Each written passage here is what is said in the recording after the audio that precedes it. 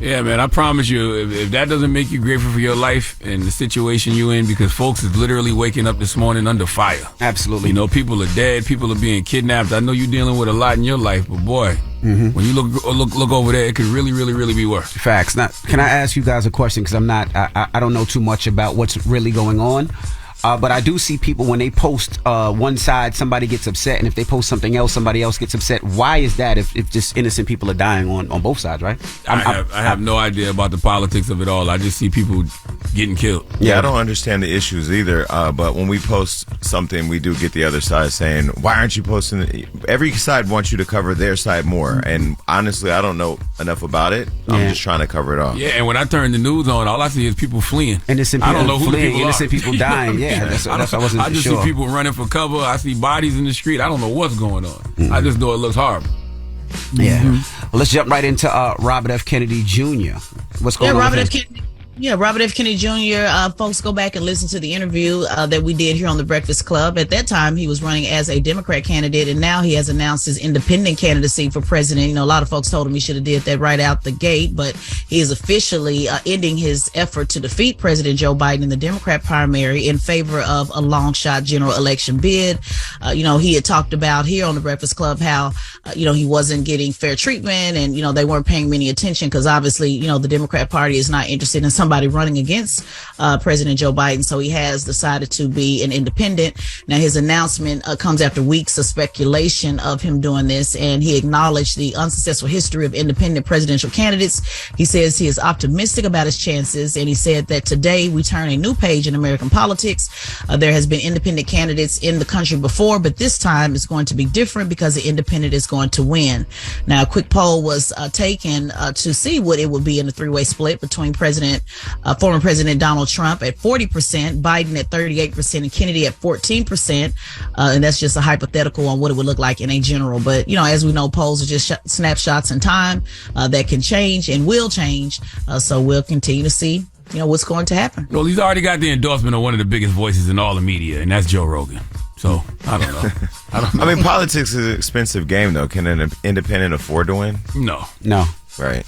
I'm just wilding that you could just switch sides that fast. Like you're Democratic on Monday, Independent on Tuesday, Friday you'd be a Republican. It's just, that's strange to me. But well, that's just politics. I mean, you know, he wants to be in the race. And Caitlyn Jenner showed us all everything is possible.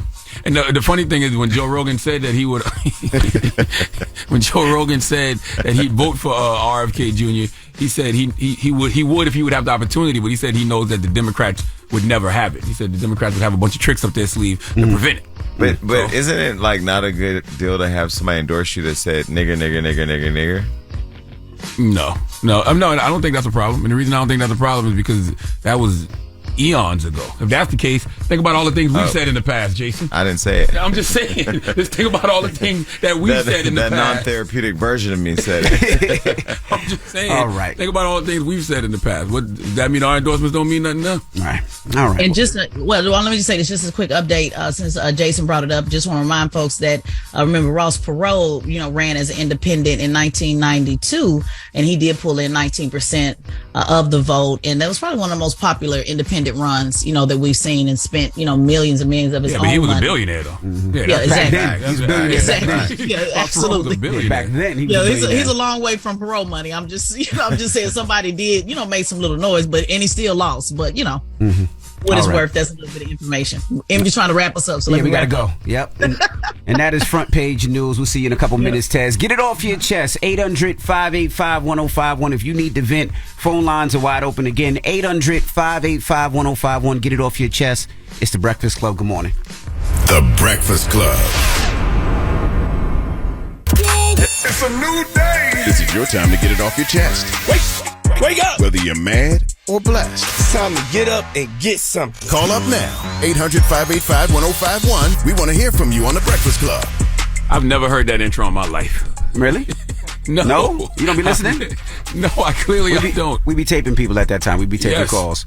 So if you don't know, the phone lines are down. Yes. Across the whole iHeart right now. So we have to get it off your chest ourselves this morning, because, like Envy said, the phone lines to the radio station are down. Not just us. They said the phone lines all across the country. Or I just said iHeart? that the whole iHeart across the country. Is it radio stations or just iHeart? Just iHeart. Oh, just iHeart. Just iHeart. Okay. All right. Yeah, the phone lines are down for iHeart. So I think we should go around the room and talk about what we are grateful for, and then talk about what we are mad at. Okay. Yes, because I don't want Jason to start with what he's mad at. You know what I mean? That's why you threw that out there. So now, who's going to go stumped first? Him. You stumped what him. they're grateful for. Oh, well, okay. I can start first. Okay. Okay, well, first and foremost, I am grateful for my health. Mm-hmm. I'm grateful for life. Mm-hmm. I'm grateful for my family Mm-hmm. and my friends and my community. I'm grateful for all the listeners out there that's been supporting us and riding with us on this journey. And I'm just What about Just for Men? Give Just for Men a shout out. You want to give Just for Men a shout out? No. Okay. No, I'm not. No. What about you, Jason? What are you grateful for? I'm grateful for all the support that I get because I was did an interview yesterday where I was talking about that sometimes when I walk in a room I feel like I'm the bad guy already because Absolutely. of what You I are. do. Just in case. No, I'm not. No, I'm not. You are. I'm a truth serum. That's what I am. I'm the truth serum. Oh, you said serum. My fault. What did you thought he said? What did you thought? No.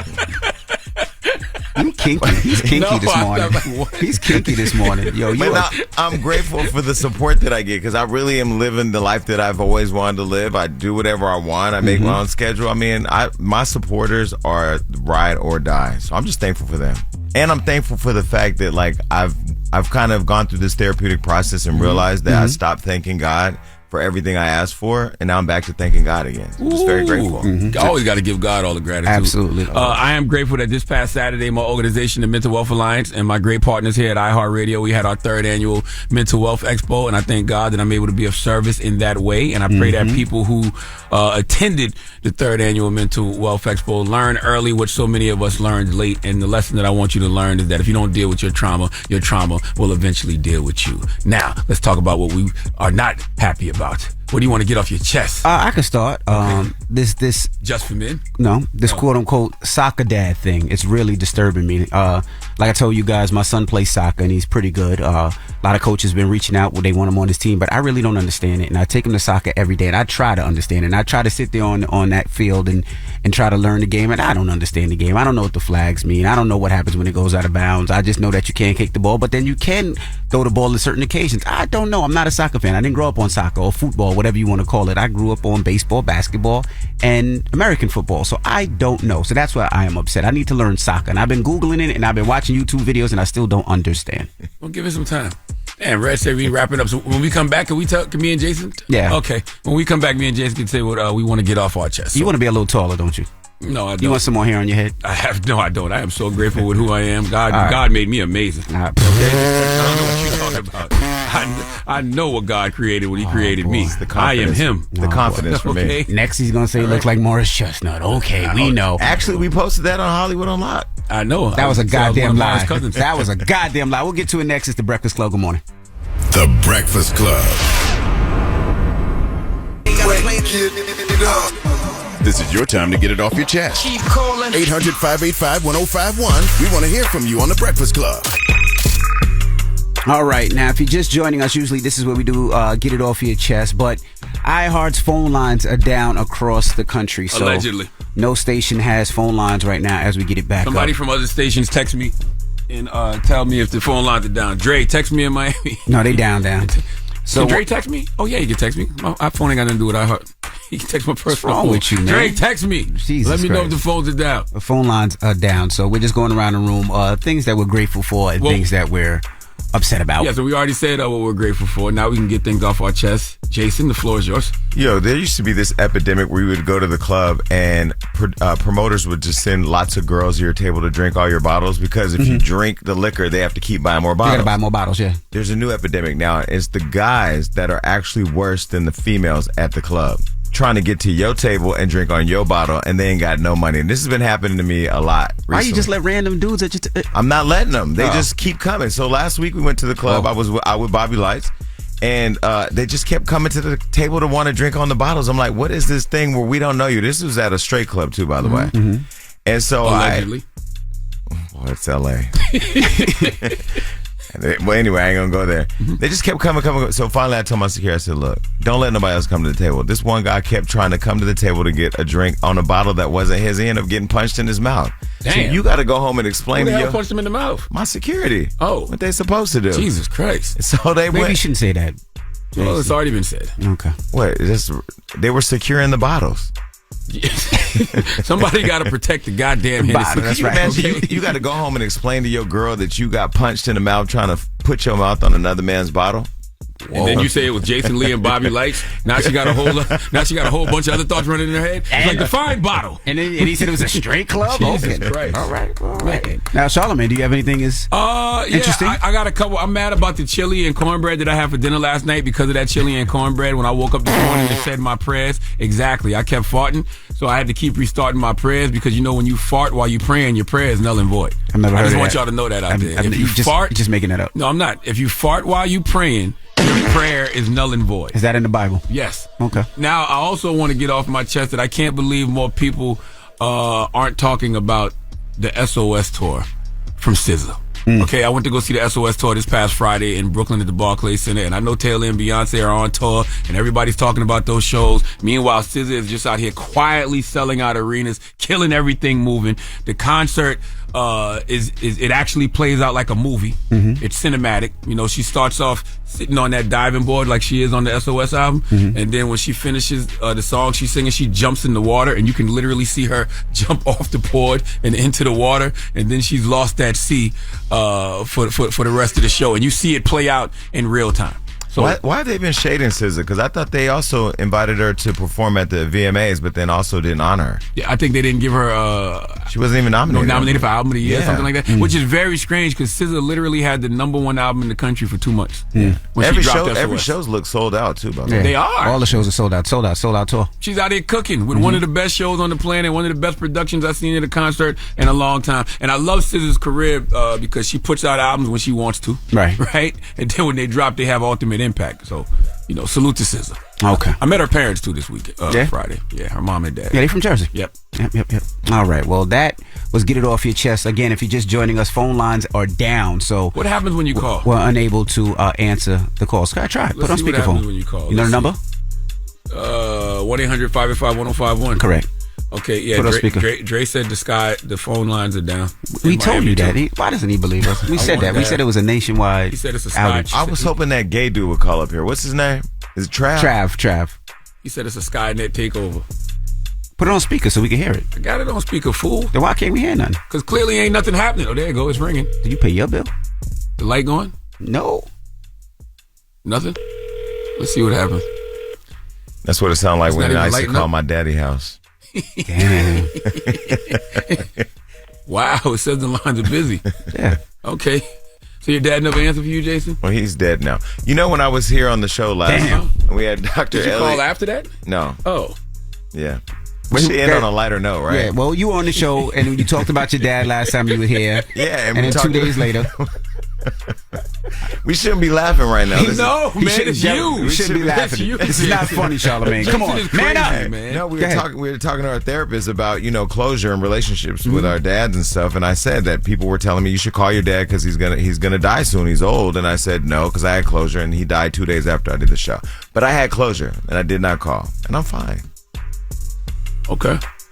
I feel like you should talk that out You more with shouldn't your have- therapist. you shouldn't have laughed No, out. I feel Why like you laughing now? No, I laughed at You him shouldn't when he laugh. said that's what used to You happen shouldn't when I laugh. called my daddy's You shouldn't house. laugh. Therapy is not working. You shouldn't Yo, be you're laughing right sick. now. You're You're a sick. sick individual. Shut up. Can we call? Now you just tell him to shut up? Can we call Tyrese? You know what? Salute to Tyrese.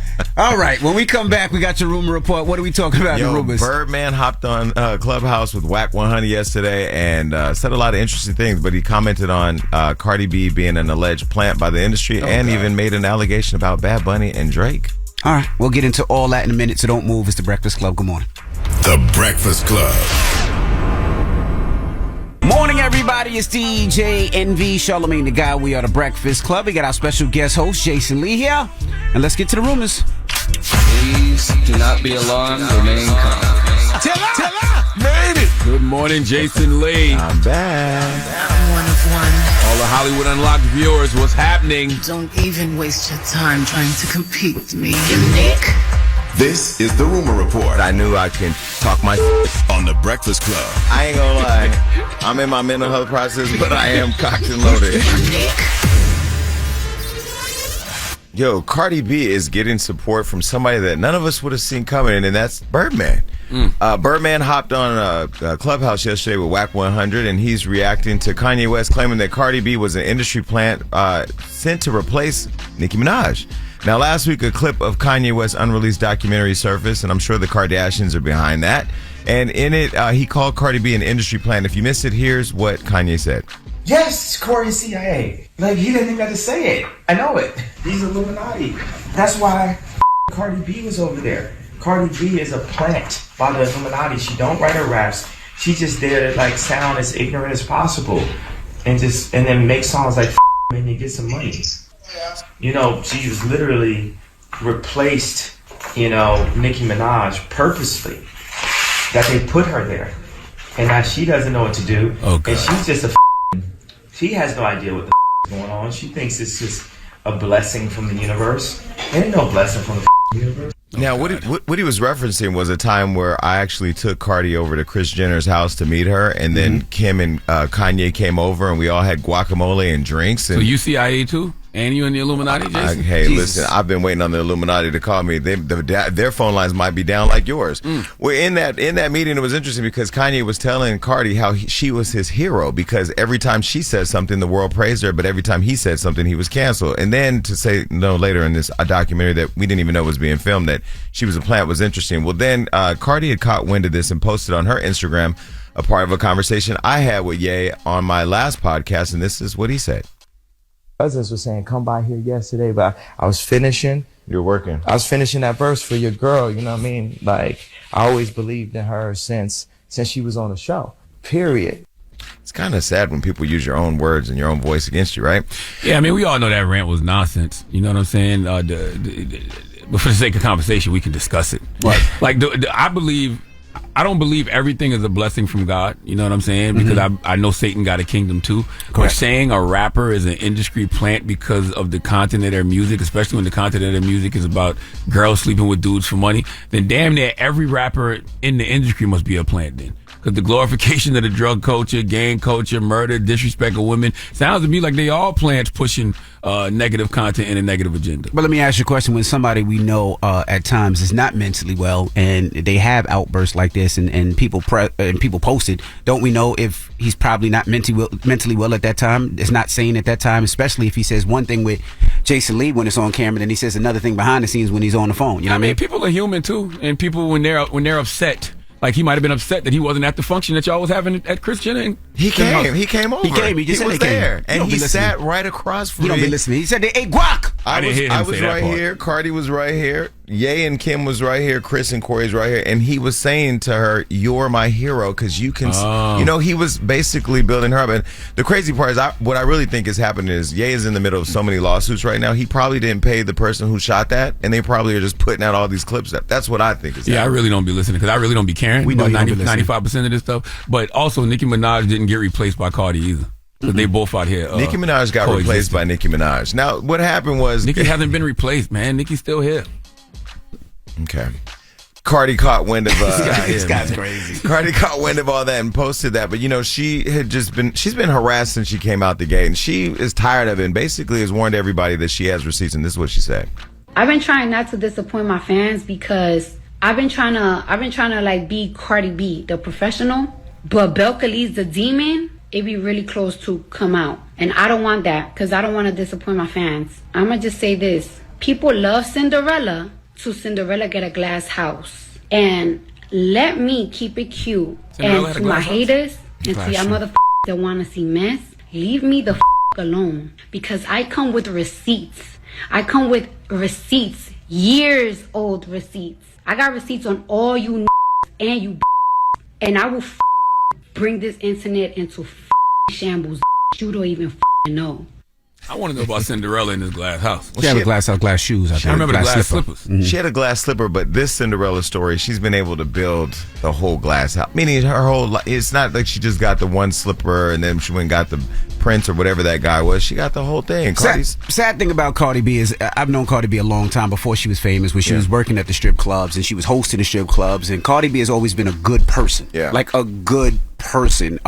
Before the fame, after the fame, just a down-to-earth good person. So when I see her get attacked for some of the things that she said, Cardi B wasn't expecting this fame. That's because you on Cardi payroll. I'm not on. Don't say that. No. I'm Cardi B Both unlocked. of y'all on I'm Cardi B payroll. unlocked. I'm Cardi B unlocked. You're Cardi B But it's the unlocked. truth about Cardi B, and you would say the same. We've known Cardi before. Don't the tell fame. me I'm on Cardi's payroll. You are. Can I say this? Can You I say are. this? Because I know Mike Kaiser's listening. Atlantic actually. Wow, you just gonna put the plug out there. You don't even care, Jason. Now you really gonna fuel the internet. Julie Greenwald, let put her out there. Drop a bomb. Okay. Wow. They actually pay, internet, you caught us. They actually pay the least. Matter of fact, let's put that out there in terms of marketing, and they should be paying money. But anyway, that's just my own rant. You talked about the things that we're mad about. What'd you say? Okay, well, listen. I gotta put this out about. there. I'm walking out here. Birdman went on Clubhouse, and this is what he had to say about this all. I don't really pass judgment on other people's things. Nah, that's not my thing. No disrespect to nobody. It's just not my thing. I never saw it, and if I did see it, I would never pass judgment on that because I don't believe in downplaying people in the music industry in no kind of way. Because if you in this, you know how hard it is. If you in this, you know how real it is. That's right. If you in this, you know that dying this. Mm-hmm. Cardi got it out the mud. She did. Nicki got it out the mud. She did. Kanye got it out the mud. We all in Kanye this room did. got it out the mud. Absolutely. For real. I got it out the blood. Illuminati. And I'm just playing with y'all. The blood of Jesus. But I think the blood of Jesus. The blood of That's Jesus. what I'm talking about. All praises due to God. But I think there we go, Jason. Now I think we that's talking. a big deal, though, for Birdman to come out and say that and to just validate the hard work that we all know Cardi's put in, that Nicki's put in. We saw it. Yeah, By the way, we absolutely. saw it with both of them. Absolutely. Nicki and Cardi. 1000%. From the ground up. Birdman might be the bridge to bringing them together. That'd be fantastic. That would be great. I'm sick of all y'all niggas at this point. I'm going to be honest with you. Because, like you said, that grind was like no other. New York didn't F with Nicki at first, and Nicki had to get it out the mud, and Cardi B was the same. I saw it all from the beginning. Absolutely. Both of them. Both of them. All right. Well, that is your rumor report. When we come back, we got front page news, and then Rich Paul will be joining us. His new book, Lucky Me, is out today. We're going to kick it with him, so don't go anywhere. It's The Breakfast Club. Good morning. The Breakfast Club. Your mornings will never be the same. Morning, everybody. It's DJ NV, Charlamagne the Guy. We are The Breakfast Club. We have Jason Lee, our special guest co-host. Let's get in some front page news.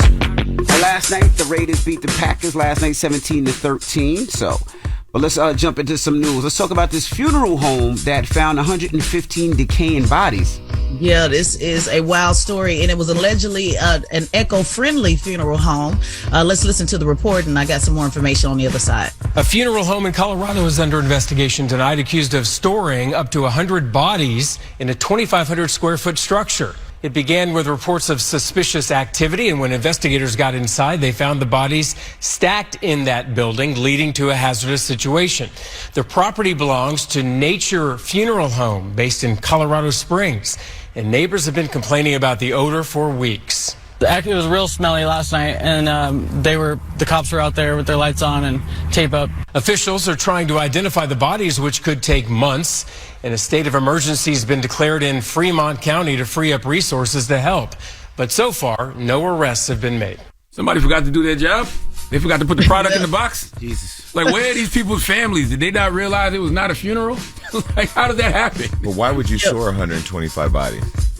What's the purpose? That doesn't make any sense. Food? Well, the funeral home provides natural burials, so they do not use embalming chemicals or biodegradable caskets. So when you have natural bodies that are just sitting there over time, and you notice, Jason, out in LA, LA, you can sit there a whole month, at the funeral home. It was a funeral last week that funeral I went to a couple of weeks ago. He passed away over a month.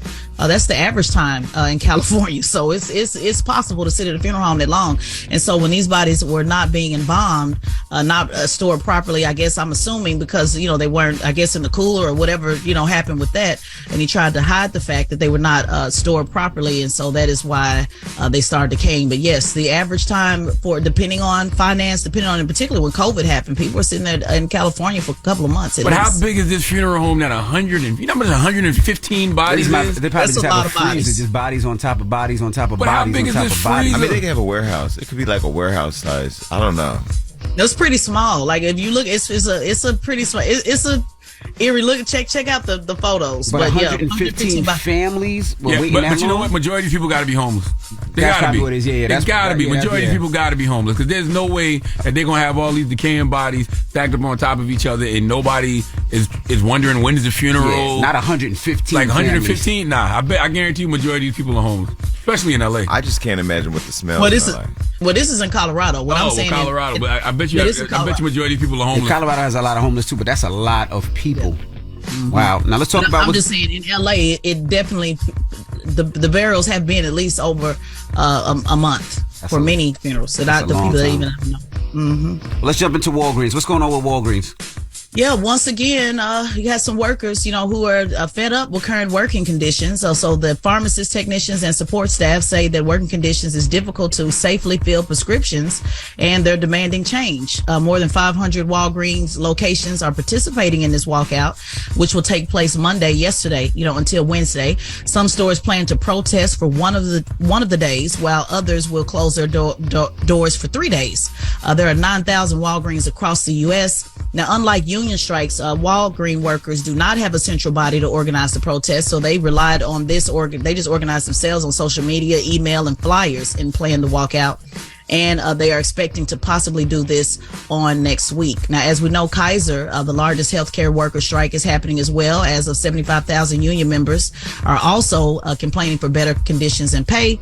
And according to the Cornell University Labor Action Tracker, from actors to auto workers, more than 450,000 workers have participated in strikes this year. There's been over 312 strikes in the U.S. this year. So we definitely have a problem with workers and being fed up. There's something to that to be said. I mean, little known fact, I used to be a director of a labor union working with the Kaiser system. So I know that we negotiated their original contract. I mean, they have probably the best healthcare contract in the country. There's 23 unions that work within the Kaiser system. So to coordinate 75,000 people to walk off the job, especially people who care for patients, is not an easy thing. So if they're fighting for something, it must be either a patient standard issue or something. But they're saying poor condition at the Walgreens where they work. I don't know what poor conditions are they having at Walgreens.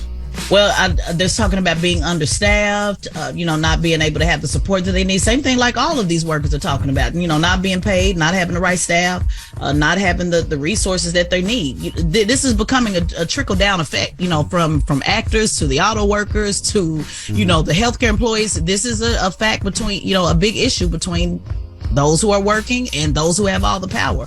And so you're just seeing folks, say, hey, we're going to do something too. Teachers have went on strike this year. I mean, if you look across the board, the complaints are pretty much similar, across the board. Workers are fed up and they want more representation. All right. Well, that is Front Page News. That's right. And make sure you subscribe to Tesla and Figaro's podcast, The Straight Shot No Chaser podcast on the Black Effect iHeartRadio podcast network, and follow at Tesla and Figaro on all social media platforms. All right. Now, when we come back, Rich Paul will be joining us. His book, Lucky Me, is out today. Man, a memoir of changing the odds. It is a fantastic read. Rich Paul is probably the biggest sports agent in the country. Instrumental in the careers of LeBron James, Anthony Davis. I mean, you've heard of Clutch Sports Management? Clutch Sports, yeah. Clutch Sports Management. You've heard of Clutch Sports Management, I'm sure. So we'll talk to Rich Paul. I think he said he had the top 10 this year in the NBA draft. So we'll talk to him. I think he said all the top 10 picks were his. Yeah, all the top 10 Clutch Sports picks. Group. Clutch Sports Group. Yeah, so we're going to talk to him next. So don't move. It's The Breakfast Club. Good morning. The Breakfast Club. Morning, everybody. It's DJ NV, Charlamagne the Guy. We are The Breakfast Club. We got a special guest in the building. His book is out today. Yes, indeed. Ladies and gentlemen, Rich Paul. Welcome, sir. Thanks for having me. First of all, I want to tell you, man, I love your book, Lucky Me. Thank you. I read it thoroughly enjoyed it, but I need to know the process of this book, because I know the publishers probably wanted more like your agent life now, or what is your relationship with LeBron, but you didn't give him that. You gave him all east side of Cleveland, very detailed, and I appreciated that. But how did you get the publishers to agree with that? Well, this wasn't the publisher's idea. Okay. The book was my idea, along with my team. It's a timing thing. So it was like, would you ever do a book? I'm like, yeah, if I do a book, though, I don't want it to be a puff piece, because I think it's important for people there's people inspiring to be you or be in your position, and they see the successes, right? They see courtside at games, the negotiated deals and all that. And so people say, well, I can be Rich Paul. You got these companies looking for the next young black guy with a cool jacket on to be their representation of a Rich Paul. But I'm like, no, y'all missing a lot. If you want to be me today, let's start here. Let me educate you on some of the things that I know will resonate with you. I know it resonates with you.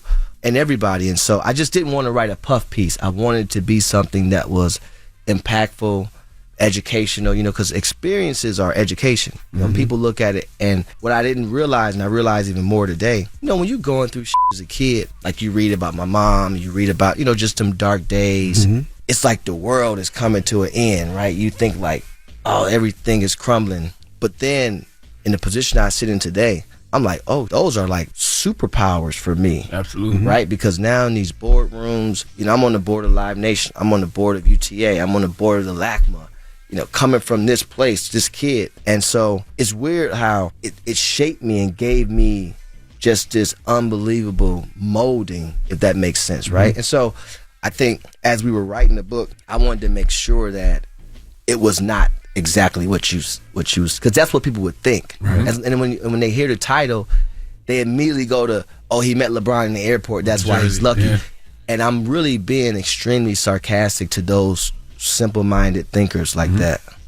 I took a little page out of Charlamagne's book with the sarcasm. Yeah. But it's interesting when you say that, because when you read the book, it's still luck. Because I was always the person that never believed in luck. I'm still trying to grasp the concept of luck. You know what I mean? So to be in the position that you're in right now, do you think it was luck, hard work, or hustle? Well, I want to start from the beginning, because somebody listening might not know who Rich Paul is. So I don't want to take that for granted. Right. For sure. Now, so super agent, I want to say manage the careers of a lot of athletes, not just in basketball and football and other sports as well. And for people that don't know, I just want to break down. You met LeBron in the airport, and Mack and Canton Airport. Y'all connected on things outside of just sports. You're connected on fashion and familyhood and this, that, and the other. And you decided you wanted to be an agent, but you didn't go to school for sports management, right? A little step. Yeah. Because he put you on payroll. I don't give too much of the book away. But here's what happened. So I was already going back and forth to Atlanta. So through those travels, I actually met LeBron in the airport one day. But it was interesting because Bron, you see, y'all kicked it, became friends just on life, right? Life, yeah. But then he put you on salary. You didn't even know why. No, he called me down to his house one day. He asked me for my social security. I'm like, man, no way I'm giving you my social. You can't play with nobody's social. But after about 45 minutes, I ended up giving it to him. And we had been to camps, Jordan camp, Nike camp, all these different camps. And so, yeah, man, like about a month or so later, a check come in the mail. And my mother was like, yeah, you're making $48,000 pretty much a year, $2,000 a month, whatever it was. And I'm like, cool, but nobody's called me and told me anything. So I called him. I was like, yo, what am I supposed to be doing? Like, what's my job? He was like, I don't have nothing for you, bro.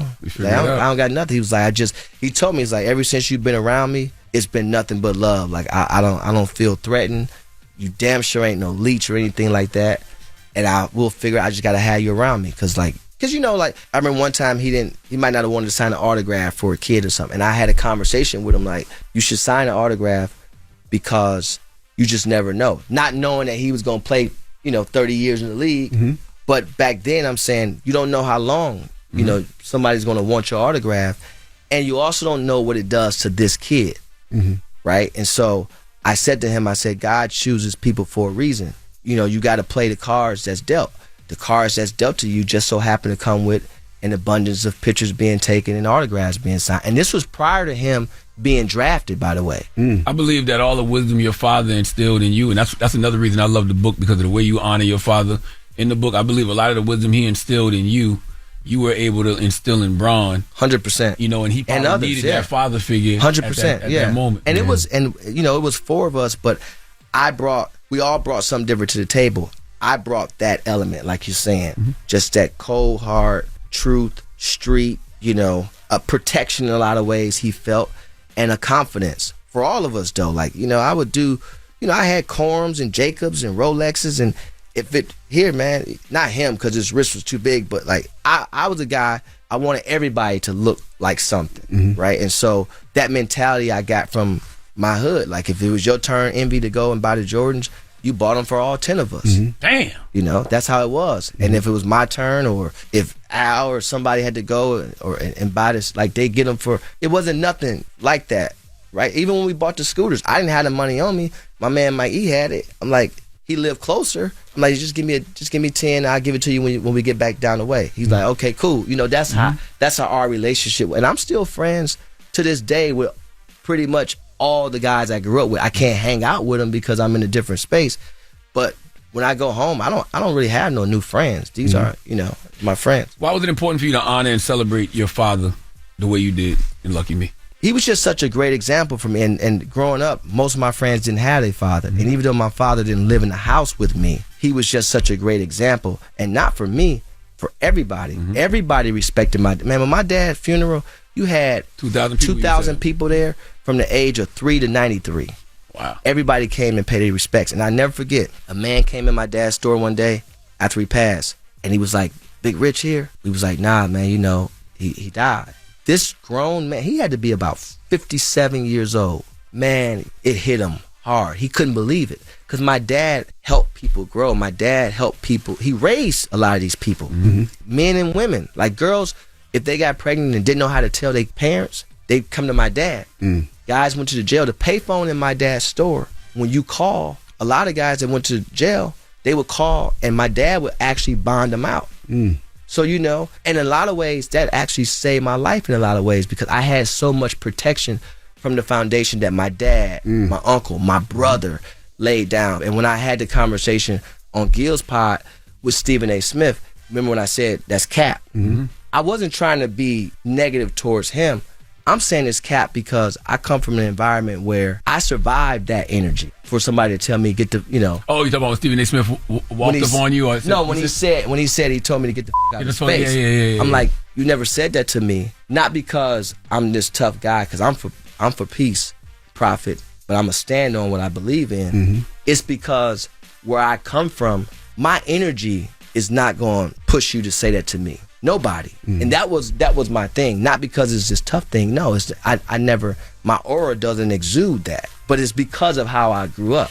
All right, we got more with Rich Paul when we come back. His book, Lucky Me, is out right now. It's The Breakfast Club. Good morning. Morning, everybody. It's DJ NV, Charlamagne the Guy. We are The Breakfast Club. We're still kicking it with Rich Paul. He has a new book, Lucky Me, out right now. You know him as the agent to LeBron James, Anthony Davis, and so many more. Charlamagne? Speaking of Gil's podcast, why you disrespect Michael Jordan like that on the podcast? I didn't disrespect Michael Jordan. Did. You said that you said Bron is platinum and Michael is gold. Yeah. Like, damn. I said for me, because the way I'm looking at it is... You never respected Michael Jordan, too. You said that in the book. I did not say that. I did not say that. See how you put words in your mouth? Okay, you're right. But we're not going to do that, Charlotte. You said you respected him on the court, but off the court, he wasn't for the culture, basically, is what you said. No, I said I respected him on the court, of course, but there was no touch points. There was no culture. My Michael Jordan was a different guy off the court. Yeah. I had several examples of Michael Jordan off the court, right? So that's not a slight to me. I love Michael Jordan. By the way,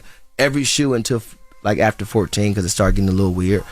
Every game, I used to watch the commercials. It wouldn't even. I was a Michael Jordan. I understood fan. everything you said about Jordan in the book. I understood exactly what you meant. Yeah, but that's my thing. So like Iverson was more culturally relevant to us. Yeah. But okay. So when you think about a guy like Allen Iverson, imagine if Allen Iverson had a Rich Paul. Yeah. You see what I'm saying? Yeah. It's a different dynamic because I understand him, I understand culture, and I know what those braids and what that arm sleeve did, and tattoos, I understand the business that didn't necessarily go with Reebok. Who would you have took him with back then? Nike. Did Nike understand it? Because he was there. It's not like I'm sure Nike offered him something. Allen Iverson knew what his agent told him. You can spin it however which way you want to spin it. And if you don't know culture, how many pairs of sneakers you think his agent bought Allen Iverson? I don't know, but I know I bought a bunch of them answers. But I'm just saying, prior to Allen Iverson, how many pairs of sneakers you think his agent probably bought? Reebok? Oh, no, his agent. Oh yeah, probably none. Exactly. So how could you do a shoe deal for me and you don't? Because you're gonna get very few guys that can actually move product. Everybody have a signature shoe, cannot move product. So that's just for your ego. When you have a signature shoe, the goal is to build a signature business. There's been very few guys that can build a signature business. That's real. My thing is, you can't help me make that decision. Now you can help 99.9% of the players make a decision on a shoe deal because it's just pretty simple. If you don't care about the brand, pretty much most guys gonna want to wear who's paying them the most money. It's only gonna work while I'm playing.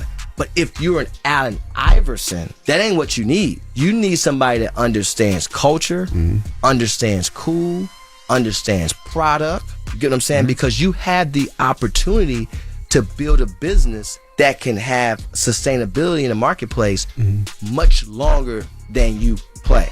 Let's go back to the platinum antlers thing, though.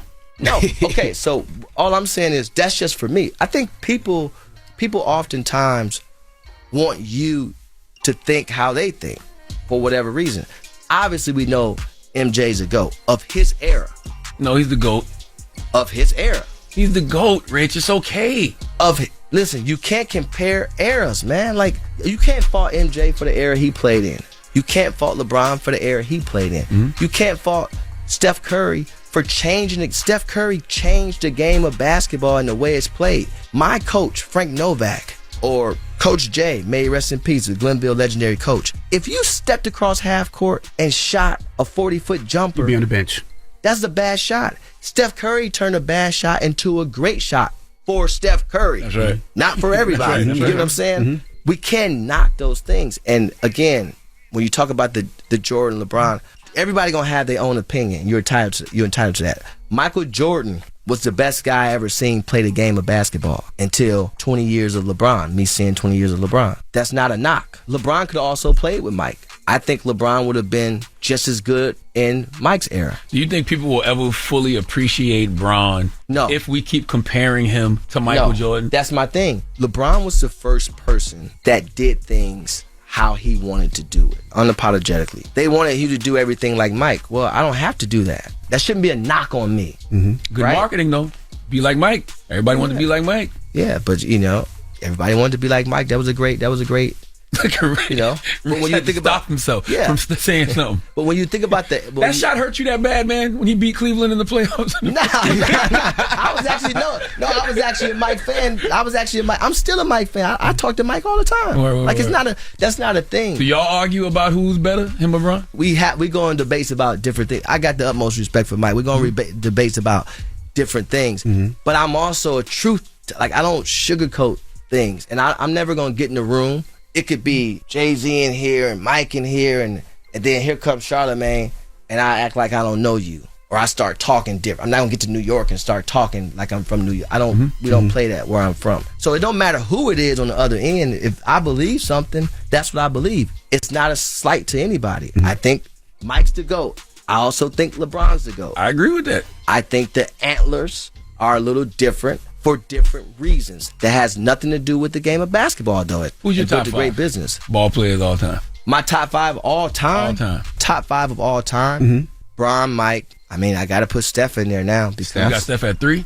Not in no particular. I'm doing positions. Okay. Yeah. I got Mike. I got to put Kobe in there, too, man. Of course. Why you got to think about that? No, I'm just saying I got to put Kobe in there. That's 4. You got one more. That's 4.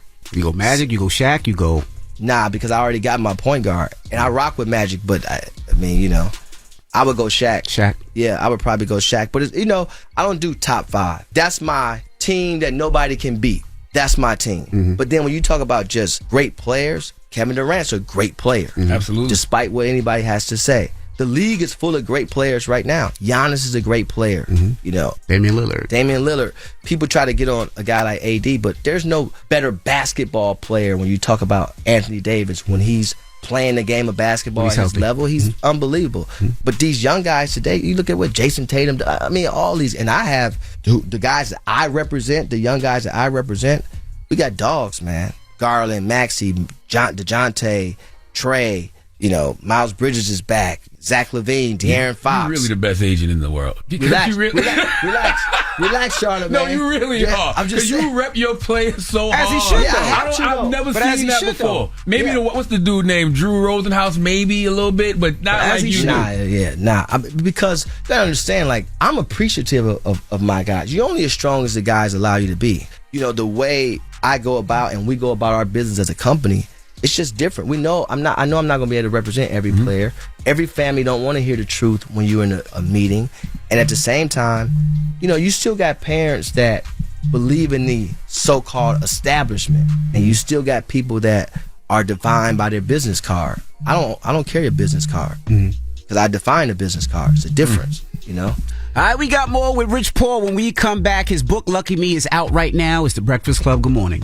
Morning, everybody. It's DJ NV, Charlamagne the Guy. We are the Breakfast Club. We're still kicking it with Rich Paul. He has a new book, Lucky Me, out right now. You know him as the agent to LeBron James, Anthony Davis, and so many more. When the league tried to box you out, how difficult was that? Because at one time they tried to change the Rich Paul rule. The Rich Paul rule, where you had to go to school and this, that, and the other. When they tried to box you out, break that down. A couple things happened. So when I first got into business, the first thing, there was an article written on me that tried to basically stunt my growth or stop me from being put in position to even represent players. That was done strategically, coming from a place I once was. And they tried to do that. A couple people did. That was one thing that many people skip over and don't even know about. And so I had to go through this whole thing. The NCAA investigated me, all that, found nothing. But the young man lost his eligibility, which was bad. It really cost him. But that came from somebody strategically targeting me to try to do that, number one. And at the time when the article was written, it was like, damn, you got them to write this article about me that you know not true. That really pissed me off. And then from there, the rule from the NCAA that became the Rich Paul rule that said agents had to have a college degree to be able to represent people that are testing the water, meaning that I'm not sure if I'm a pro or not, and I want to keep my eligibility. Well, I don't really represent guys that's testing the water anyway, so I really wasn't focused on that. But at the same time, when I thought about it a little bit more, I'm like, damn, this is not even about me per se, because I'm already over the hill in terms of I made on the other side. It's nothing they can really do to me. This is about people coming behind me, right? And so they're trying to stop that. And that's when I wrote the op-ed. I think it took 6 days for them to take it down or whatever it was. Like, they totally removed it. Because that was BS. And it was clear and blatant. They know that, yeah. It was blatant, yeah. Now I know books are always, great first steps in the journey of healing. So what are you doing to unpack some of the trauma that you experienced throughout your life? Writing this book was very therapeutic for me, man. Okay. I needed that. Okay. I needed that because, as a kid, I bottled so much, and I didn't know anything about talking to a therapist back then. The therapist was like a guy with a fifth of rose in his hand. You drunk, you talking, But today I'm in a much different space, and that's why I felt it was kind of like 4 things. Motivation, the book. I think it was important to give people perspective and perception, and then to allow people to walk with you through your journey and these experiences, because we have shared experiences despite race, gender, whatever the case may be, background, wherever you came from. There's a chapter in this book that you share an experience with me in some shape, form, or fashion. Absolutely. For sure. And for some people, most chapters in this book, you're going to share an experience with me. So the timing of it just felt right. And anything I do is gut and heart, man. And just like me and LeBron was texting the other day, and I was like, man, I really want to get the artist to do like a self-destruction or all in the same game type song, because it's just what's happening today with our youth.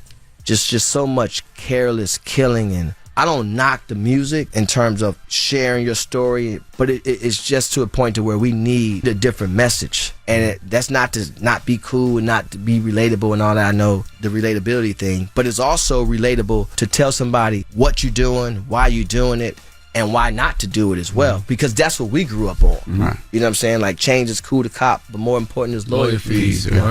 That's how it is now. That's how it always be. I never changed. It's always me.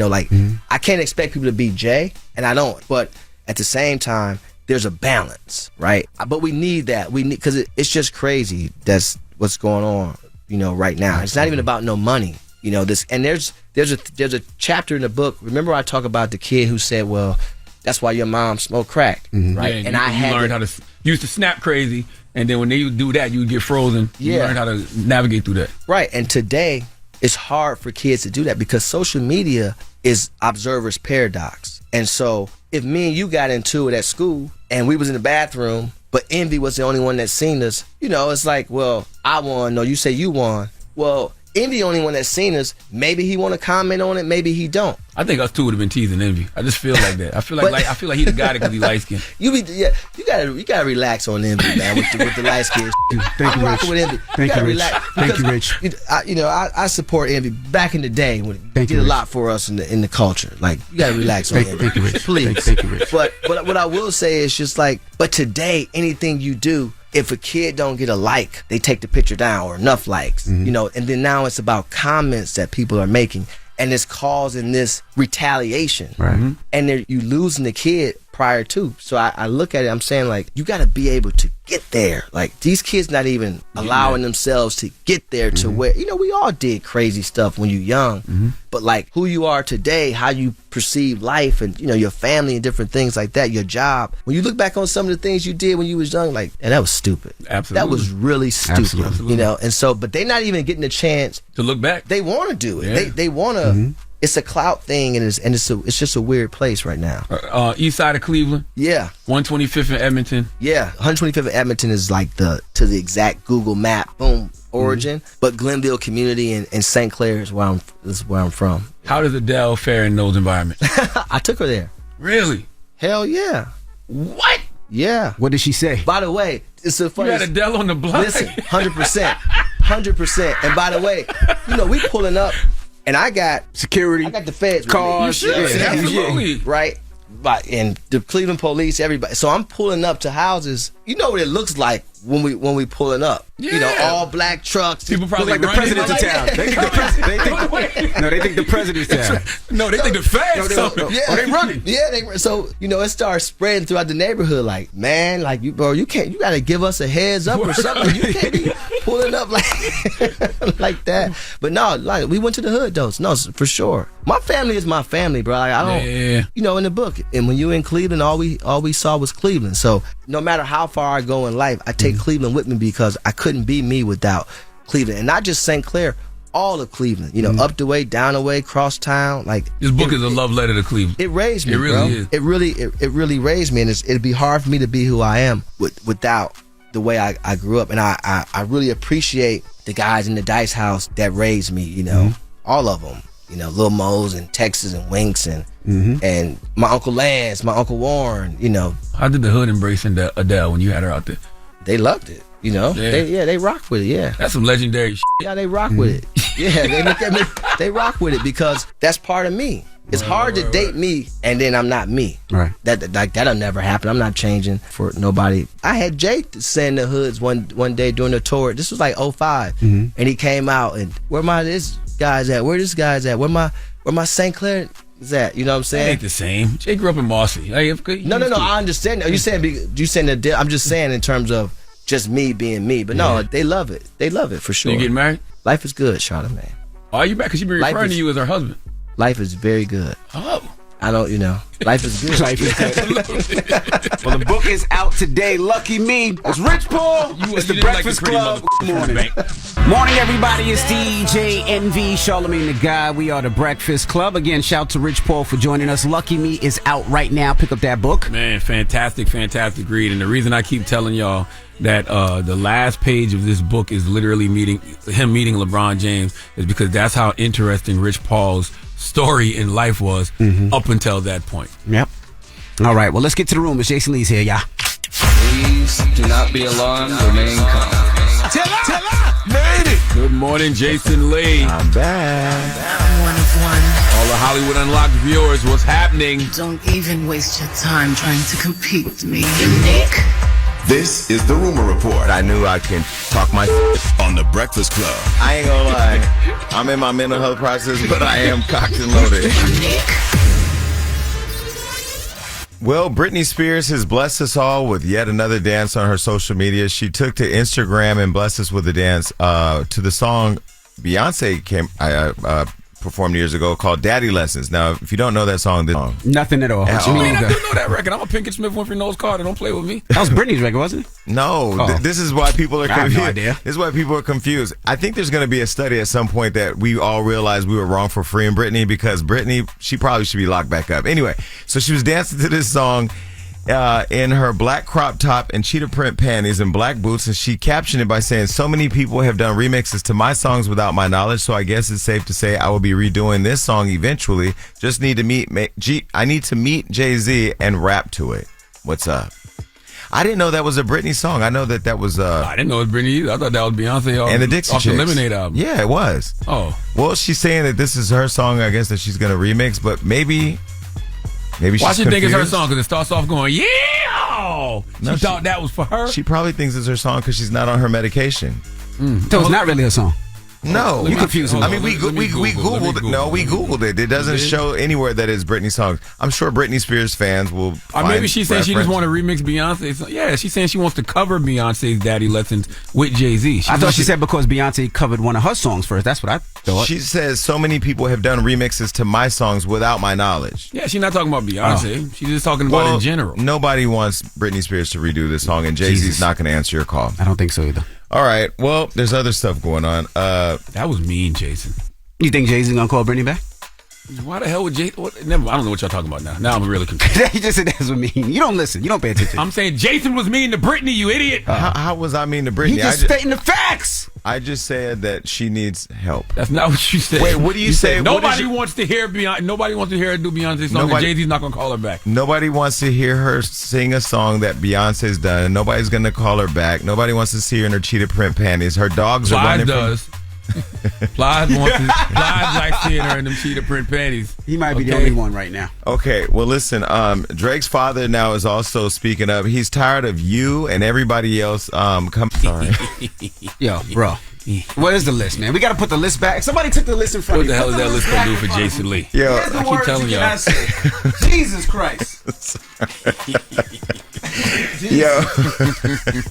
That was a hard one, too. Pause. Okay, there's it's an effing shame that a young artist can't do his own thing and enjoy the glory without an older hater mother effer. There you go. Trying to bust his bubble. I'm going to read this real slow, y'all. It's only because I don't want to mess up. Because he has nothing going on, and to mention or put a limit on what age anyone should be dealing with, which is none of his god dang business as long as they're of legal age. I'm sick of these old effing haters effing with my son. If you don't like what he does, keep it moving, mother effer. He's not bothering you. That was a shot to Joe Budden, who he and everybody else is saying is a hater over Champagne Papi's new music. But also, we talked earlier about Birdman getting on Clubhouse defending Cardi. He also got on Clubhouse and had a lot to say, I think specifically to Joe Budden. That's what he said. Do we got that? Nope. I don't have it. You know, this album rollout for Drake isn't even fun for me anymore, because usually when Drake drops a project, I'm the only one hating on him. Now it's like everybody's talking the way I've been talking about Drake's music, and now I don't even feel like I want to participate. I actually think the criticism is unfair. Oh, now you think it's unfair? We have the audio if you want it. Well, now then Birdman has this to say to you too, then.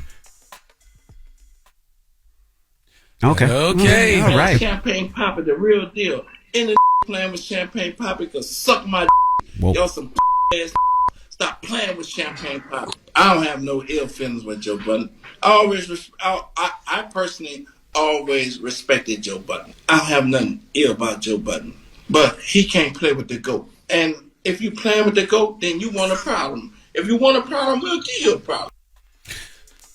Yeah, I mean, listen, I do think the criticism is slightly unfair, though, because, I mean, this is the same Drake music that he's been putting out for at least the last 6 years. Yeah, the problem is... Like, what's the difference between this album and the album with 21 that he dropped last November? Opinions are like... Lovable. But opinions are like a-holes, right? Everybody has them, but when it comes to it, it's like people look at Drake differently. Like, if Jay-Z drops a new album, the younger community, my daughter might not F with it. You know what I mean? She's 21, about to be 22. But Drake, they love. So it's coming from two different opinions of how they feel about music. By the way, he's not going through anything that no artist of his stature has not gone through. Not even an artist of his stature. Anybody who's been in the position that he's been in, consistently winning for so long, there's always a point in time they love you, then they hate you, get tired of seeing you win. And then they love you again. So they take any opportunity. Because this album is not as bad as y'all making it out to be. Well, who's saying it? Who's saying that this album is so bad? That's the internet. Not everybody, but there's a lot of people that love it. It is a large amount of people. But it's also a large amount of people that love the album. Of course it is, because it's going to sell 450,000 records. But what I do love about this album is that it's creating a conversation versus it being talked about just because of TikTok. Yes, or being something that comes and goes. Think about how much music is like farts nowadays. You smell it for a second, and then it just fades away. Why have you been talking about farting all day? And butts all day. Chili last night. I'm projecting. Okay, well, Sukihana's in the news also. She's revealing. Wow. That was a good segue. Well, when she was on my show, she talked about liking people dumping on her. But anyway, she's now talking about cars that all cheaters drive, and I know Charlamagne believes that All black men don't cheat, which we can get into that. Glad you know. This is the audio of her saying what car she believes cheaters drive. What kind of car do all cheaters drive? Cheaters drive Trackhawks, Camaros, Mustangs, Hellcats, Ferraris, definitely Maybachs, Buicks. Yeah, that's the cars. That's the cheaters. If you got that man with that car, just know you getting cheated on. Really? Hell yeah. Why do you think? I don't know why, but I just know that's what cheaters ride in, especially Trackhawks. Come on, you're getting cheated on. There's a lot of in the car that he's picking up, he's sliding up on. That's a cheater car. So if a guy pulled up and wanted to take you on a date and he pulled up in a Trackhawk, would you be like, oop, I know he's a cheater? No. Okay. I like cheaters. We going on a date, we're going to get finished. Oh yeah, baby, where we going shopping? Yeah, that's a date for me. I'm gonna appreciate the experience that I have with him. That's them rich ass cheaters. Back in my day, they had the middle class cheaters. You know, there's actually a top 10 cars that cheating spouses drive. You do know that, right? This is from what are they? This is from 2012. Though. Honda, go ahead. Men, it was Toyota, Ford, Chevy, Honda, BMW, Dodge, Nissan, Jeep, GMC, Mercedes was last. Women, that's all the cars. Women, it was Honda. Ford, it's in order, you idiot. Pay attention. And women, it was Honda number 1, Ford number 2, Toyota number 3. I got to say the numbers so then we can keep up. Thank 4 you. Chevy, 5 Mercedes, 6 Nissan, 7 Chrysler, 8 Dodge, 9 BMW, 10 Volkswagen. Why did they throw a Maybach in there? Well, I guess that's Mercedes, right? Yeah, it's Mercedes. Mm-hmm. So non-cheaters drive Teslas? Ain't no. This was 2012. Wasn't no Tesla. I'm talking about now. I ain't hit Teslas on she that ain't list. mentioned Tesla, right? Who has a Tesla? I don't know. I'm just asking. If you care about the environment, you don't cheat. You're right up there with black men. Black men and people who care about the environment don't cheat. Okay. Mm-hmm. All right. Well, that is your rumor report with denial. Jason Lee. You're in denial. Who you giving your donkey to? 4 after the hour, man. Wow. We need a 23-year-old man named Jacob Thompson to come to the front of the congregation. Speaking of cars, he stole one. But for a valid reason. Oh, boy. Not really. We'll discuss. All right. We'll get to that next. It's The Breakfast Club. Good morning. The Breakfast Club. Your mornings will never be the same. Make sure you tell them to watch out for Florida, man. The craziest people in America come from the Bronx and all of Florida. Yes, you are a donkey. A Florida man attacked an ATM for a very strange reason. It gave him too much money. Florida man is arrested after deputies say he rigged the door to his home in an attempt to electrocute his pregnant wife. Police arrested an Orlando man for attacking a flamingo. The Breakfast Club, bitch. Donkey of the day with Charlamagne the God. I don't know why y'all keep letting him get y'all like this. It's not me, Little Duval. It's y'all. Okay, Florida. Donkey of the day for Tuesday, October 10th goes to a 23-year-old Florida man named Jacob Thompson. Now, what does your Uncle Charla always say about the great state of Florida? The craziest people in America come from the Bronx and all of Florida, and today's story is no exception. Now, Jacob has been hit with 12 different charges after allegedly stealing a car. Now, I know you're probably thinking, Charlamagne, cars get stolen all the time, B, and you're right, they do. But this man stole a car under a context of stealing a car that I have never witnessed before. Let's go to the Miami Herald for the report, please. A Florida man who started out his day looking for work ended up behind bars. A man went to a Florida store for a job interview. Then came the chaos. Cops say, a Florida man who started out his day looking for work ended up behind bars. According to an arrest report from the Polk County Sheriff's Office, the 23-year-old went to a Pilot Travel Center in Lake Wales for a job interview, but is now accused of stealing a vehicle from outside the business. Deputies responded to the convenience store and spoke with the manager, who said it was unclear how the suspect arrived for the appointment. He said he advised the potential employee that no one was there to conduct the interview and was told to come back on Monday. Deputies also spoke with the victim, whose white 2022 Cadillac XT4 SUV was taken. The SUV then took off, but because it was outfitted with remote OnStar technology, its every move was tracked. After about 20 minutes, OnStar switched off the engine. He was booked on various charges, including grand theft auto and resisting arrest. Deputies also recovered a handgun in the car, so he was also charged with aggravated assault with a deadly weapon. No bail was set. Jacob Thompson allegedly stole a car that was parked outside of the job he just applied for. Clearly, he didn't know how he was going to get back to that job on Monday. Okay, this is why I can't stop saying the N-word. This is really why I can't stop saying the N-word. I've tried, but every time I try, something like this happens, and I just hear Stephanie Mills in my mind. Niggas. Now, you know, I always tell y'all that in life we have to be the perfect balance of ratchetness and righteousness, and this man, Jacob, was being that to the best of his ability. He was being righteous by preparing for his future, okay? I don't know if it was his mom, his grandma, maybe his probation officer. Somebody told this man to go get a job. go apply for a job at the Pilot Travel Center. And he did that. He must have felt really good about his chances of getting a job, because as he was leaving his future place of employment, in his mind, he thought to himself, if I get this job, I have to be here on time every day. I'm going to need transportation. I can't buy a car right now, but I can steal one. Let me tell all you car thieves something. If you can't afford to buy a car, trust, you can't afford to steal one either. Because when you get caught, all right, because you will get caught, you're going to have to pay for a lawyer, but I guarantee you the court is probably going to appoint one for you because you can't afford one. And you damn sure won't be able to afford bond. So either way you choose to acquire said car, the cost is too high. But Jacob didn't care.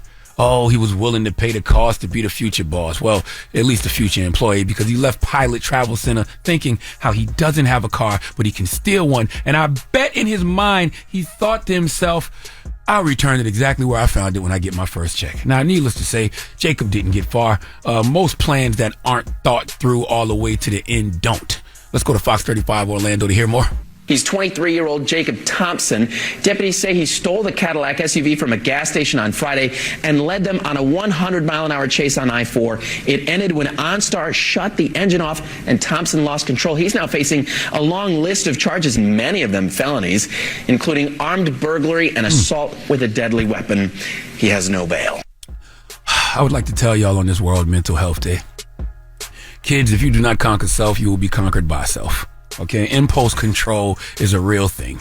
And mastery of impulse is all about self-discipline and choice. Jacob made the choice to get up and go apply for a job that day. Round of applause to him for that. Then he made a choice to steal a car from the same parking lot he applied for a job at, and then took the police on a high-speed chase. And now he's got 12 charges: armed burglary, fleeing to elude, possession of a firearm and ammunition by a convicted felon, aggravated assault with a deadly weapon, and a charge the video game he thought he was playing is named after Grand Theft Auto.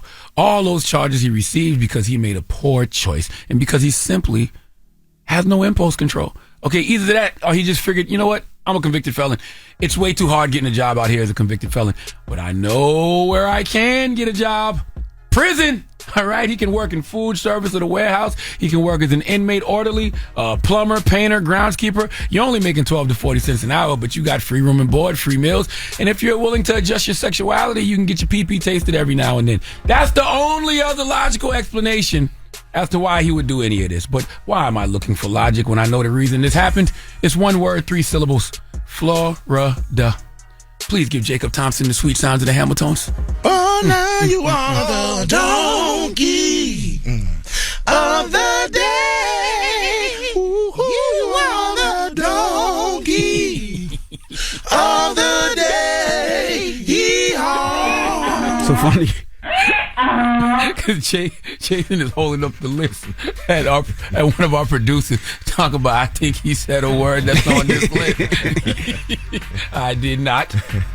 I didn't say no word that was on that list. No, you didn't. To have to deliver all that and remember all this job is hard. Yeah. This job is hard. Not really. You have to come up with a creative way. Like, I came up with a very creative way to say don't say it. You know which one? Which one? Right over Mother Effer. I'm still stuck on the job tasting.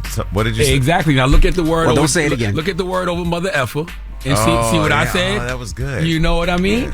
Yeah. Now, Jason, he's not 100% good. He's like on that fence. He's on the line. Yeah, he's on that line. Yeah, he's on that line. All right. Well, thank you for that donkey today. Yes, indeed. BET. We'll see y'all tomorrow. Peace, BET. Everybody else, when we come back, Dr. Rita Walker will be joining us. Yes, because today is World Mental Health Day. Dr. Rita Walker, you know, that's one of my favorite people on the planet. She was at my third annual Mental Wealth Expo this past Saturday, and she has a fantastic book that I always tell people to read. It's called The Unapologetic Guide to Black Mental Health, but now she's coming out with The Unapologetic Guide to Black Mental Health Workbook. Right. Yes, so she'll be here to talk about that in a bit. All right, we'll talk to her next, so don't move. It's The Breakfast Club. Good morning. The Breakfast Club. Morning, everybody. It's DJ NV, Charlamagne the Guy. We are The Breakfast Club. We got a special guest in the building. Yes, indeed. She just was at Charlamagne's Mental Wealth Expo in Manhattan. She's there every year. She's been there for all 3 of them. Well, she was just there. This is Monday, that's right? So we have Dr. Rita Walker. Welcome. Absolutely. Good morning. It's great to be here. How with are you all. feeling? I'm blessed. Now, I wanted to talk. You know, me and my wife were talking about this the other day. You know, a lot of people have mental problems. But what I think makes it a lot worse is a lot of times we enable people by putting stuff out there that we know that is clearly a problem. Like we see that with celebrities, we see that with regular people. So what do you say for people like that, especially people that's going through it? It's, I appreciate that question, Envy, because it's unfortunate because we already have a lot of stigma around mental health. And so when people are struggling and folks are making fun of them and joking and calling them out their names and everything else that we do, it makes them less likely to want to get help and to reach out for help. So that's the tragedy of it all. And what we can do, with platforms like this one, the conversations that you all are having, is to raise awareness that mental illness is real. It happens on a continuum. And so I think sometimes we think about mental illness as just someone on the street maybe talking to themselves and talking to someone who isn't there. But there are variations of mental disability that happen for people. And if we can be more sensitive to those individuals, maybe they will be more likely to reach out for help. Maybe they would be more likely to say something like, I don't know what's going on for me, but I need help. Instead, and this is true for any of us, if we feel like we're being criticized, we're not going to go asking the people who are criticizing us for help. We're not going to put more of our business in the street. And so I do encourage us, encourage the listeners and for us as a society to be more sensitive. And even if, a joke gets out there, a meme gets out there before we know it, it's okay to come back and say, you know what? I'm someone who feels like I'm psychologically sound. I apologize for what I just did. Mm-hmm. I apologize not to that individual, but also to our community, because we need people who are willing to stand up for what's right, even more so than anything. You had a post on your Instagram that kind of ties into that. You said you need people in your business. Yes. So explain why you think that is, because to Envy's point, I feel like sometimes when we see these things play out publicly, then maybe somebody be like, I think we need to intervene. Yeah, so I posted that. It's on one of my YouTube videos on my YouTube channel that folks can subscribe to. But one of the things that we do is to say, I'm not going to talk to anyone because I don't want anyone in my business. I've had folks have been recommended to me for support and some type of care. And then when I reach out to them, they say, well, I don't need to talk to anyone. I got this figured out. The challenge of that is that people feel like I got this on my own because they don't know what mental health professionals do. And they don't want, again, to have other people in their business. But we need people in our business because this is the thing. When we're in crisis, when anyone is in crisis, they can't problem solve. Like they can't see what's happening to them. And so they need trusted people around them to be able to say, hey, this is what I see and I'm concerned about you. And that's what folks can say. You don't have to say, hey, man, you messed up. Hey, we don't need to criticize. It's helpful to say, I'm concerned. This is what I see. State the facts and just say, I'm here whenever you're ready for whatever that looks like, and then move on. A lot of people are scared to go to see a therapist or they don't feel comfortable. And I always tell people, and I know Charlamagne says the same, it's all in your time, right? When you feel comfortable and you have to find the right therapist. Therapist is like a doctor sometimes. You might not like your doctor. Might have to find another doctor. How would you advise them to try to get through their day that's not smoking weed or not drinking or not doing something that is just a temporary fix? Yeah, everything doesn't work for everybody. And so maybe tree leaning doesn't work. Tree hugging, But tree leaning. Leaning? I see hugging. Tree leaning. Yes. I'm sorry. Doesn't work for you. But have you ever just gone outside to get a different perspective? All day long. My outside game is amazing. Like I stay outside and it's I love the air. It's fresh air. It smells different. Never it feels in New York. different. Knock it off. You can go outside in New York. You can, because what it is about being outside is just a different perspective. Sometimes when you're in a physical space, you get stuck on ruminating what's happening in that space. Going outside allows you to get out of your head and maybe get a different aroma of air, but it changes things for you. And so that's one of the things, it's one of my favorite things, that and deep breathing, because we can breathe deeply for free and at any moment. And so it's all about grounding exercises, being in the moment, being aware of the things that we tell ourselves, because we tell ourselves all kinds of not helpful things. One of my favorite things that I want to remove from the dictionary is the word should. I should be able to work out, or we should on other people. They should help me. We have to be aware of the things that we're telling ourselves that basically escalate depression and escalate anxiety. And one other thing that's a free one. Most folks, take a shower at some point during the day, night, morning. Stop getting in the shower and going to work. People get in the shower and they think about everything that has gone wrong, or everybody who got on their nerves, or everything they didn't do or need to do. And it's helpful when we can just get in the shower and have like a mini spa and just feel the water on our shoulders and be in that warmth. And that can set us up to be able to anticipate things that don't go our way. The Unapologetic Guide to Black Mental Health, I'm telling you, it's one of the greatest books I ever read. Y'all should get it. And all this information, I guess, is going to be in this new workbook. Yes. Okay. Yes. So the workbook is available now for pre-order. It will be released on November 1. So I encourage everyone to go to my website, drritawalker.com. And by the way, Rita's spelled a little differently. It's R-H-E-E-D as in diamond, A, Walker. But what I did was to take a lot of the tools from the first original book and put them in the workbook, because there are a lot of people who are walking around, and I've seen them at the expo where they've got all kinds of notes and highlighting and things that they want to remind themselves to do. And so I went another further, as my granny would say, and put all of that in the workbook so that people have some steps that they can use. And folks can find which steps work for them, because again, everything isn't for everybody. But folks can find which steps work best for them. All right, we'll keep it locked. We got more with Dr. Rita Walker. When we come back, it's The Breakfast Club. Good morning. Morning, everybody. It's DJ NV, Charlamagne the Guy. We are The Breakfast Club. We're still kicking it with Dr. Rita Walker. Charlamagne? Dr. Rita Walker, man. Make sure you go get the Unapologetic Guide to Mental Health workbook. You can pre-order it now. It's available November 1st. But you should go pick up the original book, too, before you get to the workbook. That's right. Now, what do you tell women? Because I know you're navigating the mental health as black women on the panel. What you did this weekend. But what do you say to black women who, they have so much to deal with, right? Because they're not just dealing with their mental, right? If you have children, they got to deal with their children and the different attitudes and different feelings. And then if you have a husband, you got to deal with, your husband's day. And how do you tell women to go through that and still try to keep their mental sane? Well, one of the messages from the Unapologetic Guide to Black Mental Health is first about self-assessment, because we sometimes try and create solutions without knowing what's going on. And you mentioned already, we have a lot of different responsibilities and a lot of different domains, but we don't always recognize that. Who has time? You just keep it moving.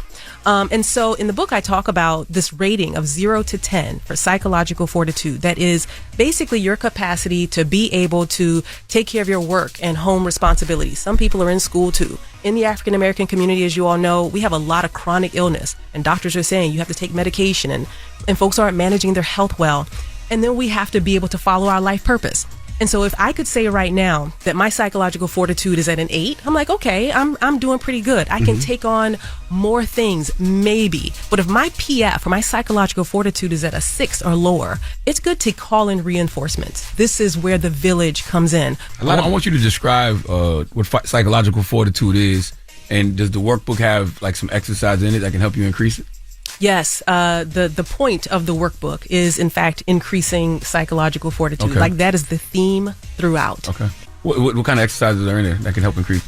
Well, one of my favorite things is cognitive restructuring. So that's a technical term that we use in cognitive behavioral therapy that is in my training as a psychologist. But giving individuals exercises to be able to reframe and rethink what is happening. So as an example, for me this morning, one of the things that didn't work out was me getting my hands on the book and being able to bring that here for you. And so as I'm walking the 10 miles that I thought was 10 minutes, but it felt like 10 miles, as I was walking to the studio and feeling kind of frustrated, like, man, I was supposed to have the book, it was supposed to be here and we were going to take a picture and it was going to be great. And then I was like, you know what? But I'm going to be here. It doesn't really matter that much if I don't have the book. And when we can shift our thinking, it shifts our mood. The way that we think about and assess our environment impacts how we feel on the inside. And so I have a lot of exercises on how we can rethink things. And there are folks who will say, well, that's not real. That's kind of being fake. Okay, well, let's make a choice between whether or not we want to be real and whether or not we want to drag down our own mood. So we have to figure out where our priorities are as far as how we're doing psychologically. Now, a lot of people have kids, of course. Do you think every child should start with a therapist early? I think that therapy is probably best helped in helping children indirectly with the adults. So one of the reasons that I wrote the Unapologetic Guide to Black Mental Health was because the suicide death rate was going up for 5 to 11-year-old Black children, while it was going down, actually, for white children. And my thinking was, what's going on for the parents? and what's going on for the teachers and aunties and the other adults around that child that they could be missing what's happening. It's not intentional, but we're all going in so many different directions, and we have a lot of unaddressed and untreated anxiety and depression. Those are the two most common psychological challenges. And so I really desperately want to start with the adults, because if we can get into a place psychologically where we can be more available to our youth, then I see us as the first line of defense. Now, there are some youth for whom the parents just don't have what we need. There's some youth for which we just don't have it. And so for those folks, they do need to get professional help. But I think that we need to start with the parents. I want to ask you about two things that we had Kirk Franklin up here, and I don't know if you've seen his Father's Day documentary where he finally meets his biological father for the first time. It's so powerful because you see him dealing with his inner child in real time. Mm-hmm. But there's one saying that he says we all need to win wounded, because we're all flawed, broken. Like he was like, we just have to learn how to win in life wounded. Yeah, well, and it's true. I mean, we all have been through something. Whatever the something may be, it's different for all of us, but we've all been through something. And, my granny used to say, well, if you haven't been through something, keep on living. Mm-hmm. And so we need to be able to be aware that maybe something could be holding me back. There could be. But I'm going to fight on anyhow. My parents used to say, you got to work twice as hard to get half as far. We have to be aware of these things that have happened to us, but at the same time, tap into our strength.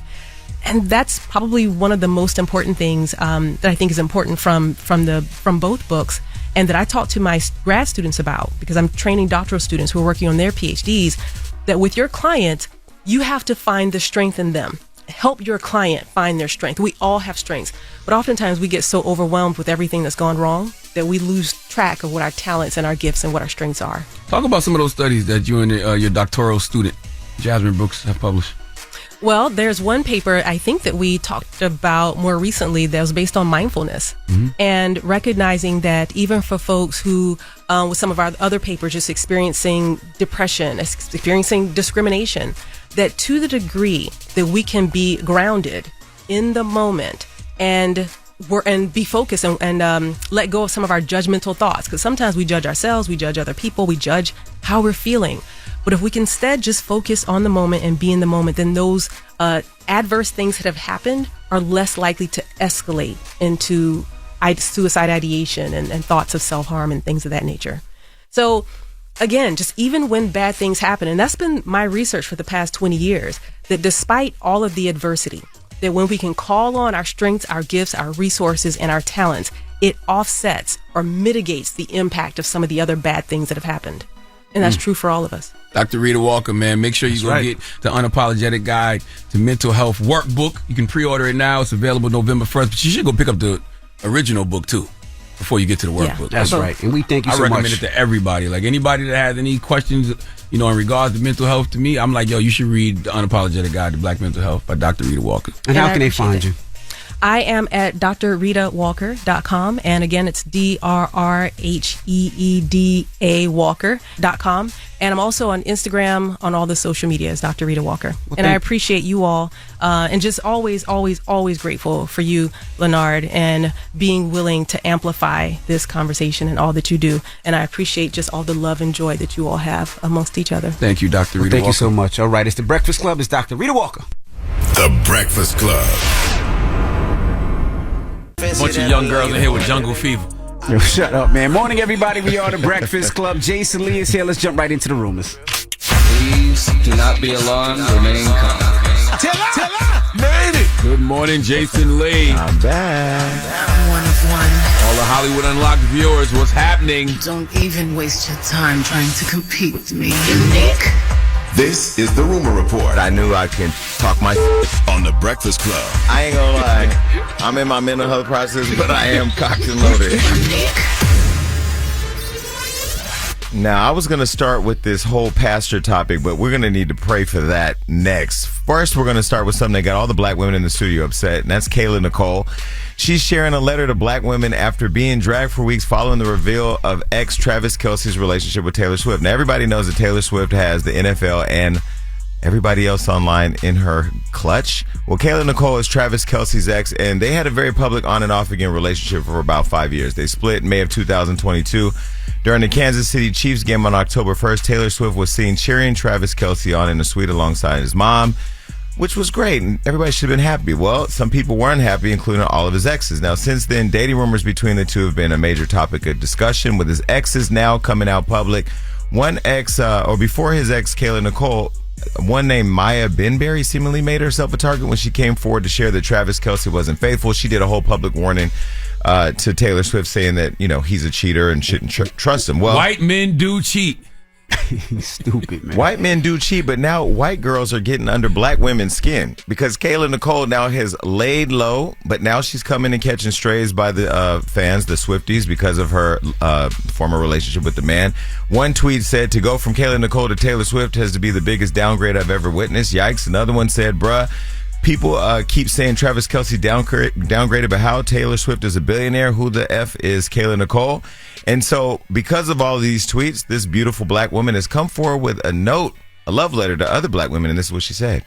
Hey guys, Kayla here. It's always been really important for me to use my platform not to create division, but to elevate and unite women, black women specifically. So I prepared a letter and would like to share it with you today. Dear Black Girl, they may call you a traitor for falling in love. You'll hope the ones closest will protect you, but you will quickly find out that people don't protect what they don't value. They'll say you're too much, too provocative, too boisterous, too outspoken, and in the same breath tell you that you're not enough, not successful enough, not wholesome enough, maybe not even intelligent enough. They'll say you deserve the backlash and embarrassment. Because of your blackness, you should have known better. They'll even try to tie your value to your net worth. But Black Girl, please remember your value lies elsewhere. Your value is deep within your heart, the way you love, the way you give. Your value is in your resilience, your willingness to forgive.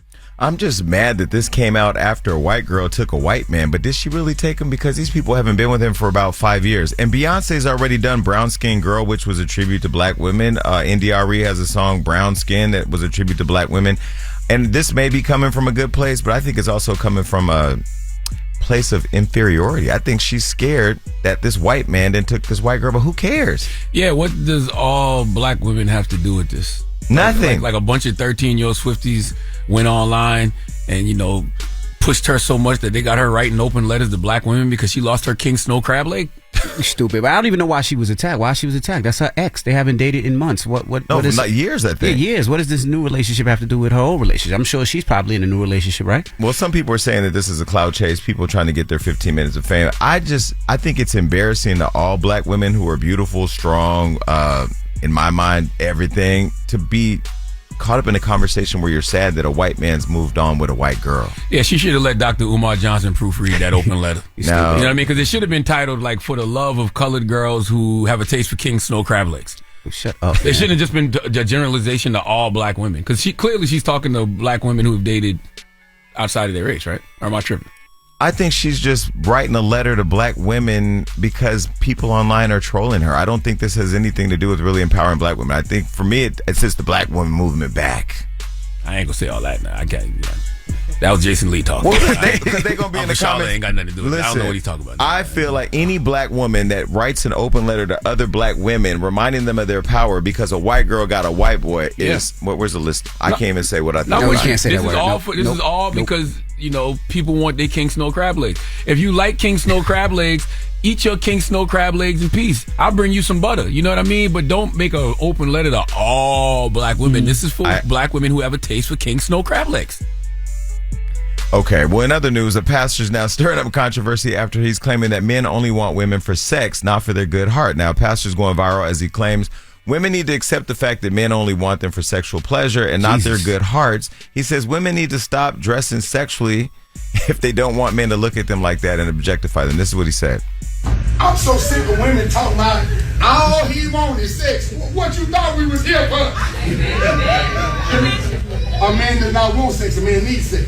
Yeah, right. And there's a difference. Per 1 milliliter of sperm is between 50 and 200 million sperm cells in 1 milliliter. Come on. And God has created a man to dispel that seed. Furthermore, it's the woman who has to take a hiatus off every month from sex, not the man. And you all got to put on y'all breasts, booties, thighs, lips. That's the word on the hook. The only thing we see when you see you. Ain't no man in history ever saw a woman across the room and said, oh my God, her heart is sparkling. Every man is attracted to a woman sexually. It's your job to show him that it's more to you than what's on the hook. Be careful of these false prophets. I mean, there's something to the conversation. You know what I mean? He's just basically saying that the first thing you see is the looks. Right, so that is what draws you towards a person. That is factual. And then when you have a conversation with a person, then you fall in love with that individual, that soul, that heart. Yeah, right. and it can be vice versa. You might meet somebody, and this usually happens with men, right? We not the best lookers, right? The women probably look way better than us, but then they meet us, and then the conversation is what they grow to love. Yeah. Well, in my community, it's a fair that we both are looking at each other's looks. Yeah, so that's usually the start, right? That's how you start talking to a person, right? Yeah, that's all. But there are sapiosexuals out there, people that are attracted. What is a sapio? Sapiosexual. People that put their penis in trees because of the sap. Shut up, man. You've talked about penis a few times today. And butts a lot today. I want to say, I actually come up here with the plan to not talk about gay stuff, and you always pull it out. I didn't say nothing about gay. How is it gay to sleep with a tree? Anyway, a sapiosexual is somebody that finds intelligence sexually attracted to or aroused. So intelligence, they're attracted to intelligence. But you got to get with a conversation. You got to start with a conversation. So you can look at your pastor, and that pastor could be unattractive, but whatever he's saying is intelligent. But that's what I just said about when it comes to men. Most of the time, men aren't the best looking person in the couple, and so when the woman and the man sit down and have a conversation, she hears what's coming out of this man's mouth. She hears this man has some intelligence, and that's what attracts her. That's what I mean. But guys see the looks in a woman, they do, and then they gravitate towards them. Then they have the conversation with the woman, and they're like, "Oh, makes sense." If you see what she's about, if you see a butt ugly person, you're not going to talk to them. 9 times out of 10, you're not going to have that conversation at all. See, but if the person's attractive, you might say, "Okay, well, let me see if this person is a good person. Let me see if they have any intellect." If they're attracted, I don't care if they're a good person. Man, Jason, go on and put some tithes and offerings in the pastor plate, man. I'm not giving the pastor no tithes or put some tithes and some offerings in the pastor plate. That sounds gay too. No, it don't. What? That is nothing. Jason, go give the pastor some tithes and offerings. I did not say that. I said go put something in the pastor. Not when Jason says it like that, it does. It does sound. You ain't paused that. Yeah, you did. Why the hell I gotta pause that? Hey, I don't know what you two guys are doing. We ain't doing nothing. Yeah, Sam sexual. I don't know. Whatever. I'm confused. You only got to give him 10%, so that means just put the tip in. And that is your rumor report, Jason Lee. All right, when we come back, the People's Choice Mix is up next. Get your request in. It's the Breakfast Club. Good morning. The Breakfast Club. Your mornings will never be the same. Morning, everybody. It's DJ NV, Charlamagne the Guy. We are the Breakfast Club. Jason Lee is still here. Jason, we appreciate you stopping through tomorrow. You coming tomorrow? I'm here tomorrow. Okay. Jason Lee, salute to my girl Mae West, man. She just hit me and said Jason Lee look higher than the cost of living. I look high. Well, he just smoke. That's it's early. Mae West. How did that thug see me? Where's she watching us at? I don't know. Social media, BT or social media, yeah.